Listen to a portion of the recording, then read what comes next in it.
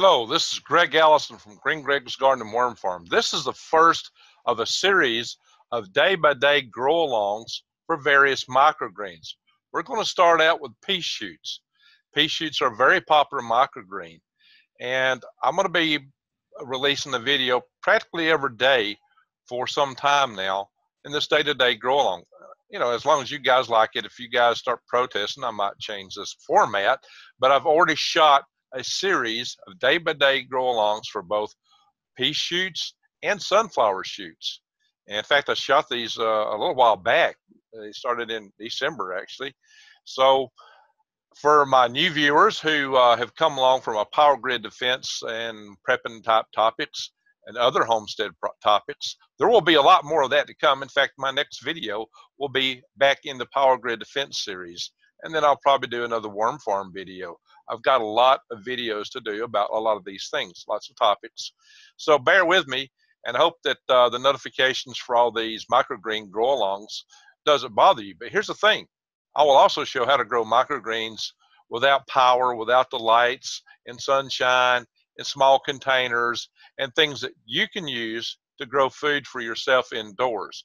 Now, sure, these do grow indoors, and they don't produce seeds, but you can produce seeds in a pot or some other medium, growing medium, and grow a plant out to seeds and use those seeds to keep your microgreens going.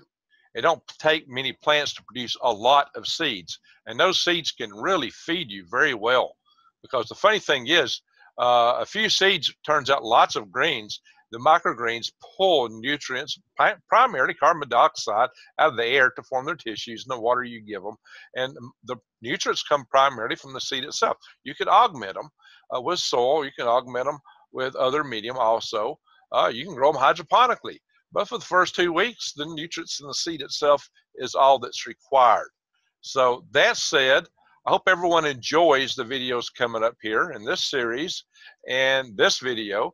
So if you like these videos, please remember to subscribe to my channel and bang the bell for update notifications, because there's going to be a whole lot more of these videos to come and a lot of other topics that teach you how to grow your own food. The most important thing in prepping will be how to grow your own food. And the reason for that is simple, and I'm going to repeat this a few times because this merits saying.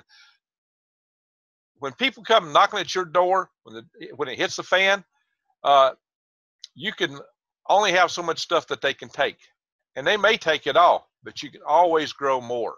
If you know how to grow, you will eat. The day will come that the only people that are eating are those who are growing their own food. If you know how to grow your own food and forage in the forest, you're going to be light years ahead. You can only, when you bug out, you can only carry so much stuff with you. If you're bugging in, they'll come take it from you. But if you can grow your own, you're ahead of the game. Not only that, instead of just giving your neighbor a fish to eat, teach him how to fish. Instead of giving him a vegetable, teach him how to grow vegetables. Maybe even sharecrop with them. Say, hey, let me sharecrop your lawn. You get half, I take half. Or you may cut some other deal with them. Hey, I will teach you how to do this and that and the other, and just help me out a little bit in return for it. You know, give me a little cut. I don't know, you can cut all kind of deals with neighbors. They don't have to have this thing where, oh, it's my cookies, you can't have none. I mean, guess what? That ain't gonna work. So grow your own cookies and share. And let's have a bright future no matter what kind of whatever they try to throw at us. So I hope you enjoy this video. Stay tuned. We got a lot coming.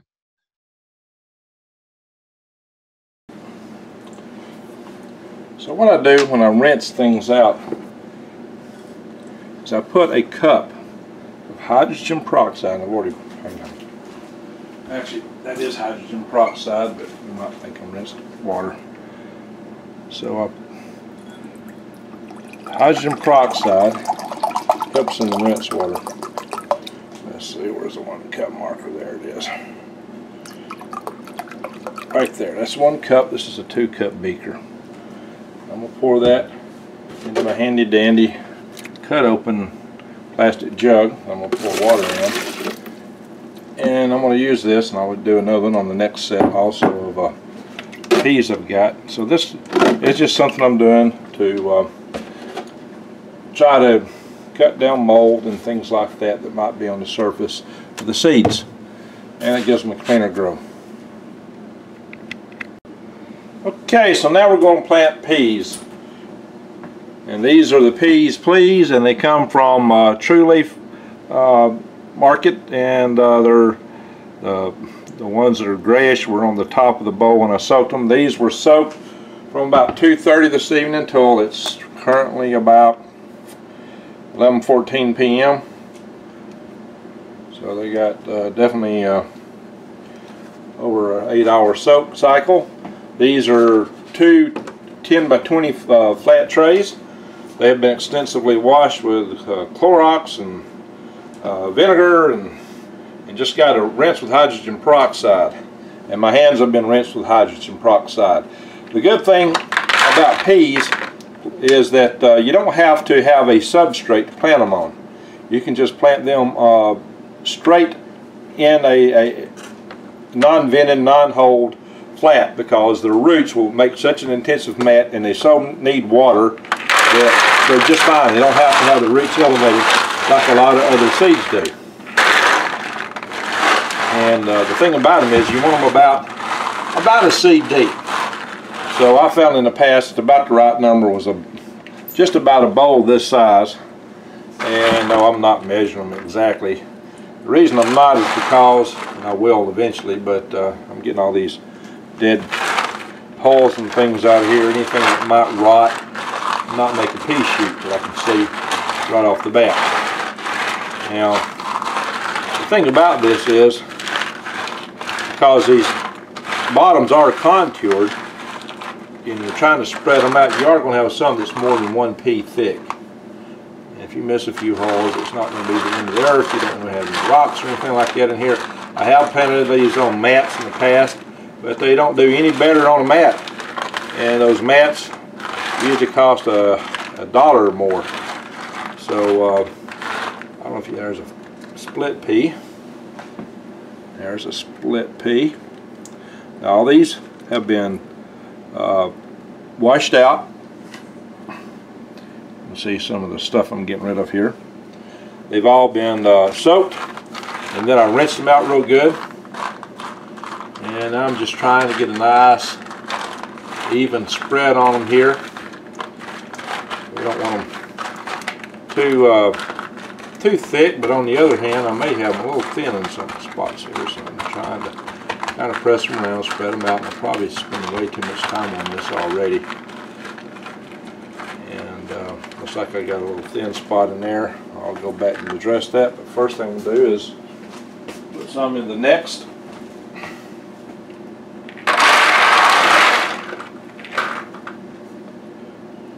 Is that going to make a pea maybe? Pea shoots.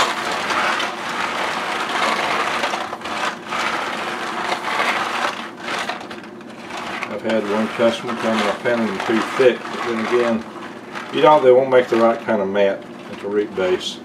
And pea shoots don't seem to mind being planted thick, and the customers tend mostly like heavy crop.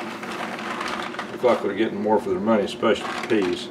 Because a lot of your microgreens are very sparse. That's just the way they are. They're microgreens. The peas, they are an animal of their own. So I'm going to add some of these back in here to fill in some of the voids.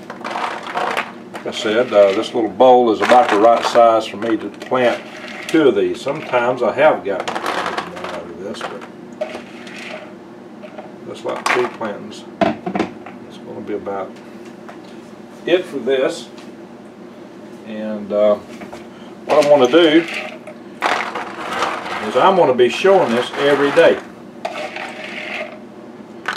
through the growth of these peas, and we'll see how they do.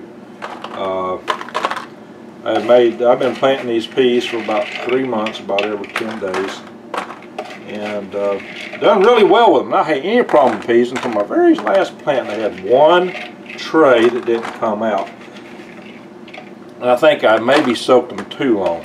They say don't soak them over 12 hours, and I didn't, but that might have been pushing it. Sometimes, sometimes these little flat ones will stick, and because they're flat, they'll stick on other things, and so they're easy to distinguish.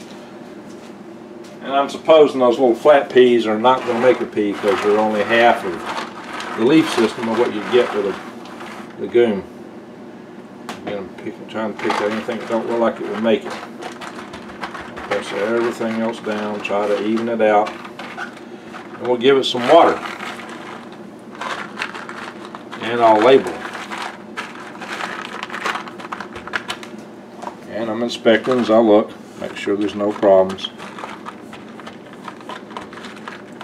Things looking pretty good. There's still a few thin places in here, but then there's some other places a little bit on the thick side. I'm assuming as I water these, all these roots will come in and fill this up. You have a big thick mat of peas here. So we're going to give a little water. And what I use is spring water.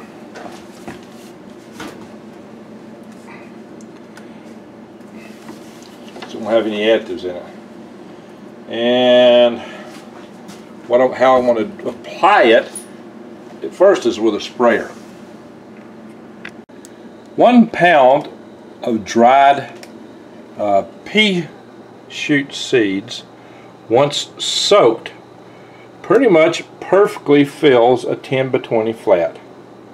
Now you do see a few little black spots in there, but there's also a few peas piled on top of each other.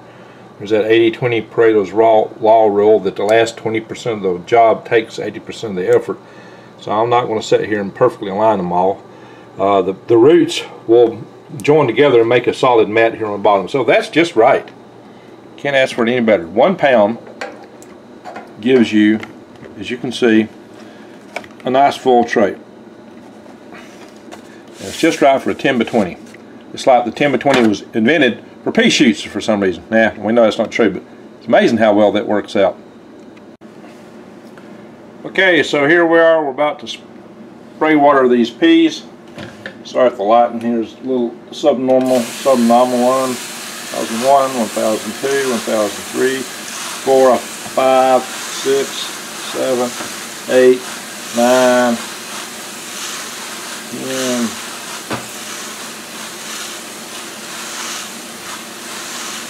Try to get at least 20 seconds worth of water on each one. And while I'm doing this,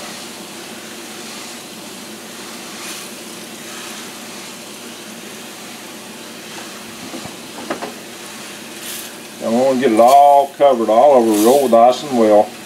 And what I did, it don't hurt to get a little extra. I already went ahead and pre-pumped this sprayer, and I want to show you something. You really want to use a high quality sprayer. I got this one from Lowe's. It's a nice high quality sprayer. My first sprayers I thought I was getting a good deal on them. I got them for like $1 or $2 at Dollar General.